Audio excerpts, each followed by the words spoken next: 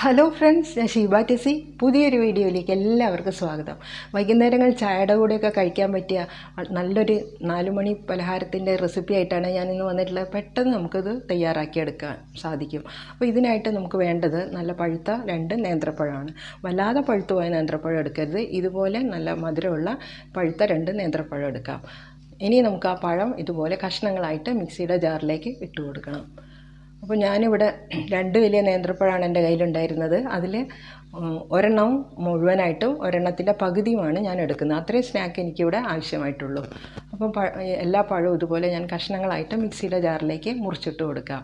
അപ്പം പഴം നേരിട്ട് കഴിക്കാത്ത കുട്ടികളൊക്കെ ഉണ്ടെങ്കിൽ ഇതുപോലെ സ്നാക്കാക്കി കൊടുത്താൽ അവർ പെട്ടെന്ന് കഴിച്ചോളും.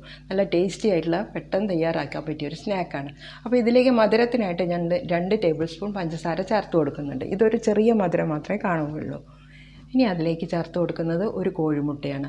മുട്ട കൂടി അതിലേക്ക് പൊട്ടിച്ച് ഒഴിച്ചു കൊടുക്കാം. അപ്പോൾ ആ മുട്ടയുടെ ഫ്ലേവർ മുന്നോട്ട് നിൽക്കാതിരിക്കാൻ വേണ്ടിയിട്ട് നമ്മൾ ഇതിലേക്ക് 1/2 ടീസ്പൂൺ ഏലക്കാപ്പൊടി ചേർത്ത് കൊടുക്കുന്നുണ്ട്. പഞ്ചസാരയും കൂടെ കൂട്ടി പൊടിച്ച ഏലക്കാപ്പൊടിയാണ് ചേർത്ത് കൊടുത്തിട്ടുള്ളത്. അത്ര തന്നെ 1/2 ടീസ്പൂൺ മഞ്ഞൾപ്പൊടിയും കൂടെ ചേർത്ത് കൊടുക്കുന്നുണ്ട്. ആ സ്നാക്കിൻ്റെ ഉള്ളിൽ നല്ലൊരു മഞ്ഞ കളർ കിട്ടാനാണ് മഞ്ഞൾപ്പൊടി ചേർത്ത് കൊടുക്കുന്നത്. ഇനി ഇത് നന്നായിട്ട് അരച്ചെടുത്ത് കൊണ്ടുവരാം. ഇതൊരു പാത്രത്തിലേക്ക് ഒഴിച്ചു കൊടുക്കുന്നുണ്ട്. ഇനി ഇതിലേക്ക് നമ്മൾ ചേർത്ത് കൊടുക്കുന്നത് ഒരു പൊടിയാണ്, അതായത് മൈദമാവാണ് ഞാനിവിടെ ചേർത്ത് കൊടുക്കുന്നത്. നമ്മൾ പഴംപൊരി എല്ലാം ഉണ്ടാക്കുമ്പോൾ മൈദമാവാണല്ലോ കൂടുതലായിട്ടും പലരും യൂസ് ചെയ്യുന്നത്. അതുകൊണ്ട് ഞാനിവിടെ മൈദമാവാണ് എടുത്തിട്ട് 1/4 കപ്പ് മൈദമാവ് എടുത്തിട്ടുണ്ട്. അത് കുറച്ചായിട്ട് ഇട്ട് കൊടുത്തിട്ട് വേണം നമ്മളത് മിക്സ് ചെയ്തെടുക്കാൻ. മൈദമാവിന് പെട്ടെന്ന് കട്ട പിടിക്കാനുള്ള ഒരു ടെൻഡൻസി ഉള്ളതുകൊണ്ട് മൈദമാവ് ചേർക്കുമ്പോൾ സ്പൂൺ ഉപയോഗിച്ച് കുറച്ചായിട്ട് അതിലേക്ക് ഇട്ട് കൊടുത്ത് വിസ്കോ ഫോർക്കോ ഉപയോഗിച്ച് ഇതുപോലെ നന്നായിട്ടൊന്ന് ഇളക്കി കൊടുത്ത് സാവധാനത്തിൽ നമുക്കിത് മിക്സ് ചെയ്തെടുക്കാം. ഈ മിക്സ് ചെയ്യാനൊക്കെ എടുക്കുന്ന സമയം മാത്രമേ ഇതിൽ എക്സ്ട്രാ ആയിട്ട് നമുക്ക് വേണ്ടി വരുന്നുള്ളൂ. അപ്പോൾ പെട്ടെന്ന് നമുക്ക് ചായയൊക്കെ തിളയ്ക്കുന്ന ആ സമയം കൊണ്ട് തന്നെ ഈ ഒരു കൂട്ടുണ്ടാക്കി വെച്ചാൽ ഒരു ഭാഗത്ത് ചായ ഉണ്ടാക്കാം, മറ്റേ ഭാഗത്ത് എണ്ണ വെച്ച് നമുക്ക് ഈ സ്നാക്ക് ഉണ്ടാക്കിയെടുക്കാനും സാധിക്കും. അപ്പോൾ ബാക്കിയുള്ള ആ എല്ലാ മൈദമാവും ഞാൻ അതിലേക്ക് ചേർത്ത് കൊടുത്തിട്ടുണ്ട്.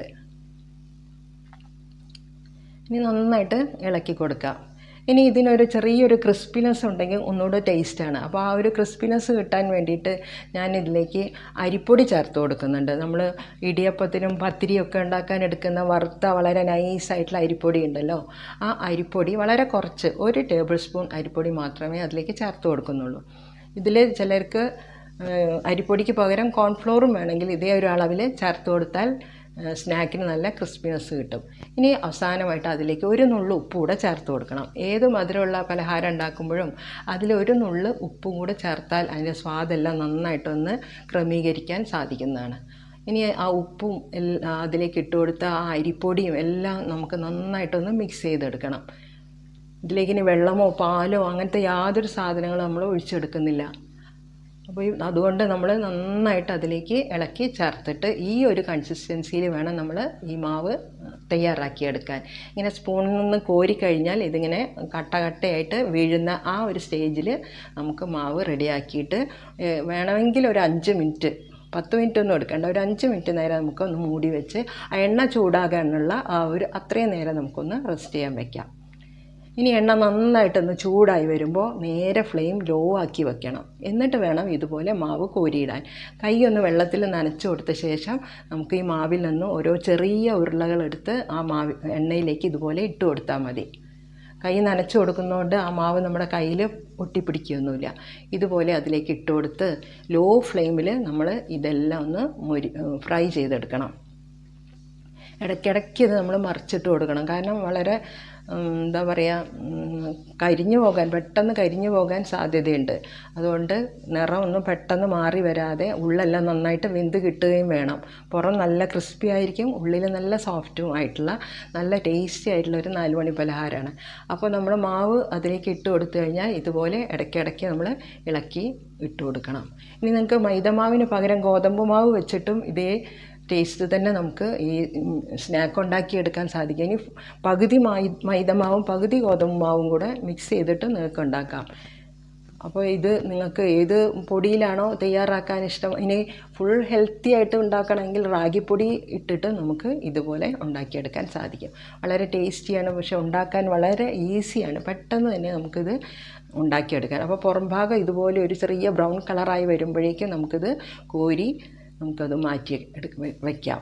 അപ്പോൾ ഈ സമയം കൊണ്ട് തന്നെ നമുക്ക് പെട്ടെന്ന് ചായ ഉണ്ടാക്കിയെടുത്താൽ കുട്ടികളെല്ലാം സ്കൂൾ വിട്ട് വരുമ്പോൾ നമുക്ക് ചായയുടെ കൂടെ കൊടുക്കാൻ പറ്റിയ വളരെ ടേസ്റ്റി ആയിട്ടുള്ള ഒരു സ്നാക്കാണ്. അപ്പോൾ ഇത് ഇഷ്ടപ്പെട്ടാൽ ലൈക്ക് ചെയ്യാൻ മറന്നു പോകരുതേ. കൂടാതെ റെസിപ്പി ഫ്രണ്ട്സിനോ റിലേറ്റീവ്സിനോ ഒക്കെ ഒന്ന് ഷെയർ ചെയ്ത് കൊടുക്കാനും മറക്കരുത് കേട്ടോ. അപ്പോൾ ഞാൻ പുതിയതായിട്ട് ഇനി എന്തെങ്കിലും എൻ്റെ ഭാഗത്തു നിന്ന് എന്തെങ്കിലും ഒരു മോഡിഫിക്കേഷൻ വേണമെന്നുണ്ടെങ്കിൽ നിങ്ങൾ അത് എന്നെ കമൻസിലൂടെ അറിയിക്കാനും മറക്കരുത്. അപ്പോൾ എൻ്റെ വീഡിയോ കണ്ടതിന് എല്ലാവർക്കും വളരെ താങ്ക്സ്. എല്ലാവരും ഇതുപോലെ തയ്യാറാക്കി നോക്കണം. ഉള്ളിൽ വളരെ സോഫ്റ്റ് ആയിട്ടുള്ളതും പുറം നല്ല ക്രിസ്പി ആയിട്ടുള്ള ടേസ്റ്റി ആയിട്ടുള്ള ഈ സ്നാക്ക് എല്ലാവരും ഒന്ന് ഉണ്ടാക്കി നോക്കണം കേട്ടോ. അപ്പോൾ താങ്ക് യു ഫോർ വാച്ചിങ്.